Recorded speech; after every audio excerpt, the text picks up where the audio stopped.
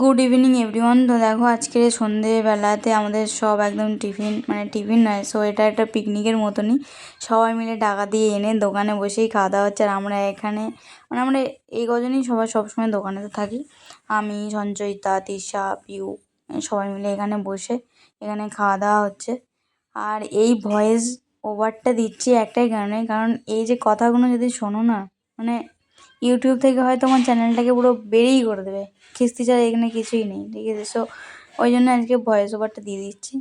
নাহলে মানে কি বলবো, আর এই কথা শোনানোর মতনই না, এতটা পরিমাণে ভালো ভালো কথা, তো যার জন্য ভয়েস ওভারটা দিচ্ছি। আর এখানে চাউমিন, মুড়ি, চানাচুর, চা, মানে টাকা দিয়ে সবাই মিলে টাকা দিয়ে চাউমিন আনা হয়েছে। এবারে আমি মুড়ি, চানাচুর এগুলো এনেছি বাড়ি থেকে।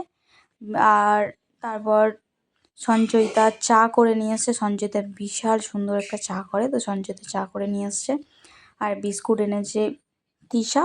দেখো তৃষার একটা অন্য একটা নাম আছে, ঠিক আছে? ওই জন্য আমার বারবার মানে ওই নামটাই মুখে চলে আসছে। আমি মুখটাকে সংযত করে আমি ওর ভালো নামটাই সবসময়ের জন্য তোমাদের সাথে শেয়ার করছি, মানে বলছি আর কি। আর এখানে দেখো সিঙ্গাড়া, মানে মুড়ি, চানাচুর, সিঙ্গাড়া, চা, বিস্কিট, পুরো একদম সেই লেভেলের একদম পিকনিক হয়ে গেল আজকে, ছোট্ট করে স্ন্যাক্সের পিকনিক একদম, মানে খুব ভালোও লাগলো। আর একটা দিনও হওয়ার কথা, আজকেরই ডিসকাস হয়ে গেল যে আরও একটা দিন হবে, কিন্তু সেটা কবে হবে সেটা দেখতে হবে। দেখ সবসময় তো আর সবাইকে পাওয়া যায় না, বিশেষ করে ওদের দুজনকে। আমরা দুজন তো সবসময় দোকানেই থাকি, কিন্তু তৃষা আর সঞ্চয়িতা এরা তো সবসময় এর জন্য আসতে পারে না। তো এই কারণে কিন্তু দেখো আমাদের বাড়ির সামনেই বাড়ি, বাট মানে আমাদের দোকানের সামনেই বাড়ি, কিন্তু আসতে পারে না। এটাতে কী বলবো আর। তো এখানে এখন খাওয়া দাওয়া হবে, দেন একটু হাসি মজা হবে, তারপরে আমরা সব বাড়ির দিকে আস্তে আস্তে রওনা দেবো। প্রায় দোকান বন্ধ করার মুখেই, যার জন্যে এখন এখানে বসে বসে পার্টিটা করছে। দেখো প্রথম দিকে হলে হতোই না, কারণ প্রথম দিকে অনেকটা লোকের চাপ থাকে, থাকে, হয় না। বাট এখন রাস্তাও ফাঁকা, দোকানে পুরো চাপও নেই। দেখো সর্বপ্রথম আমি একটু খেয়ে নিচ্ছি, কারণ খাবার সামনে রেখে না বক করতে একদম ভালোই লাগে না।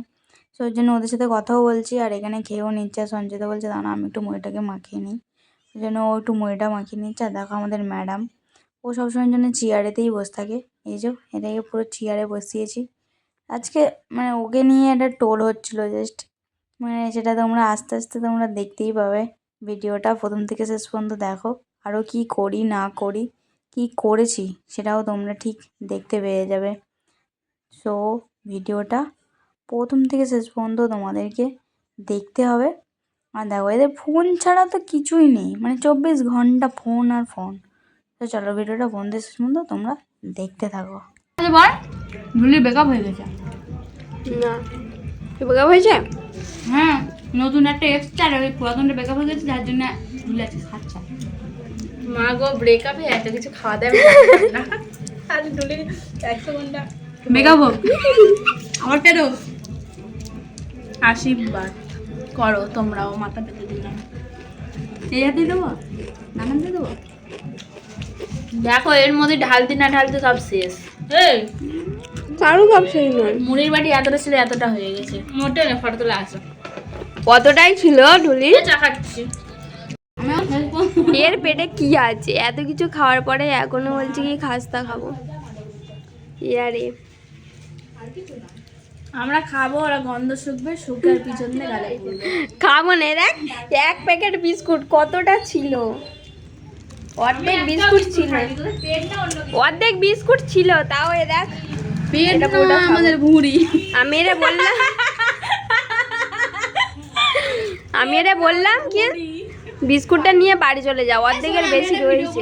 শুনে আমার বলছে কি ওই আগুনে হাত দিতে পারবি না, এই এরকম তো এসে এরকম ওটা আমার চড়া করা 2 কাপ চা খেয়েছি, এই দেখ আরেক কাপ শেষ হয়ে গেল, করি এক হাসনা লিয়াই শেষ হয়ে গেল চা। আবার গাইস একজন আর আমরা হচ্ছে মানে কি বলবো পিছন মারবো।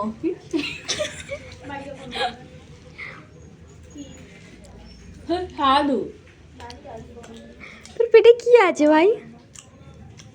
লমলা মঞ্জি আজ ঢুলি সব খাতে দিয়েছে, ওর বেকআপ হয়ে গেছে বলে ঢুলি আজ খাইয়েছে আনন্দে। অবস্থা। এটা ডালে না, ধরে গেছে যা।